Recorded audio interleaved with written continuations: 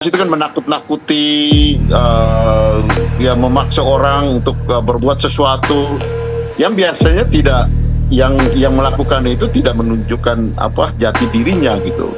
Tentu harus ada ya petugas yang kemudian melakukan ya pengecekan, penyelidikan sehingga bisa ditemukan gitu. Yang bisa kita lakukan adalah memberikan indikasi-indikasi.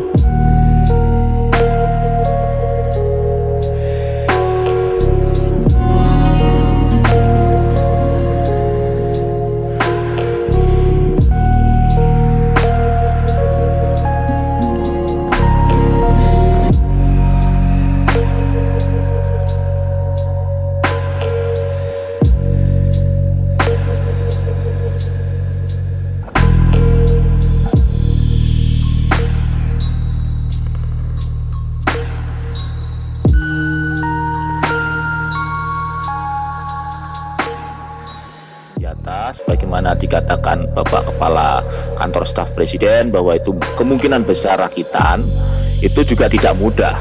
Ada pasar gelapnya, tetapi yang bisa melakukan accessing kepada senjata seperti itu tentu adalah jejaring-jejaring teror ya. Bisa saja mantan napi terorisme yang kemudian sudah bebas bermain kembali.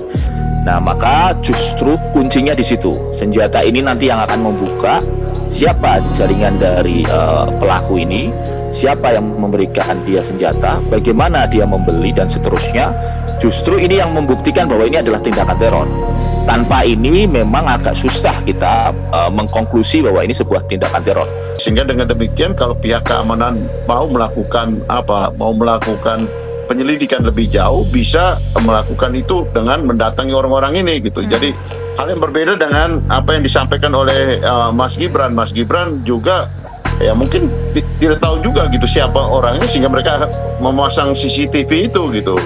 Dan CCTV itu kan tugasnya, fungsinya untuk kemudian bisa memantau orang-orang yang melakukan intimidasi itu, sehingga dengan demikian kita bisa mengetahui gitu. Saya merasa bahwa ini memang komunikasi politik dengan tensi yang tinggi. Maksud saya itu, kan memang belum pernah sebelumnya dalam pemilihan presiden itu ada keluarga dari presiden petahana maju ya. Jadi kita belum terbiasa dengan hal tersebut, dan kita tahu bahwa perubahannya sangat cepat. Dan kemudian pasca peristiwa MK itu terjadilah perubahan posisi ya, dan tentunya yang pernah menjadi kawan sekarang bisa menjadi berubah posisinya dan semacam itu. Yang kedua, kalau langsung menjawab pertanyaan dari Andromeda dan Tisa tadi, saya mengatakan dengan tensi yang tinggi itu selalu ada kejadian-kejadian insidentil di lapangan. Apalagi kemungkinan besar peristiwa ini kalau mendengar dari narasi tadi terjadinya di mungkin Jawa Tengah atau beberapa provinsi lain yang pada dasarnya menjadi basis dari kelompok yang dulu adalah teman sangat akrab, sekarang tiba-tiba harus berhadapan-hadapan gitu. Bahwa kami juga menekankan kepada para relawan dan para pendukung kami bahwa ya kita harus menghadapi Pilpres ini ya dengan penuh dengan santuy. Jangan juga melakukan hal-hal yang itu bisa kontraproduktif terhadap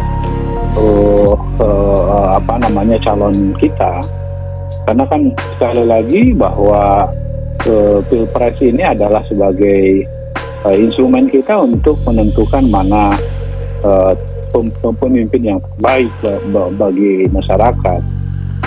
Tentu tugas relawan adalah meyakinkan masyarakat untuk bisa memilih calon kami yang menawarkan berbagai program-program atau visi misi dan kampanye kami yang terus akan melanjutkan pemerintahan Presiden Jokowi gitu ya.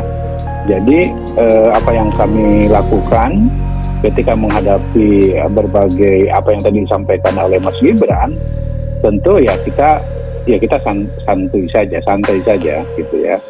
Dan kalau memang diperlukan untuk misalnya mengambil langkah-langkah hukum terhadap pihak-pihak yang melakukan intimidasi tersebut, ya saya kira kita bisa lakukan, tapi tentu harus ada bukti yang jelas ya.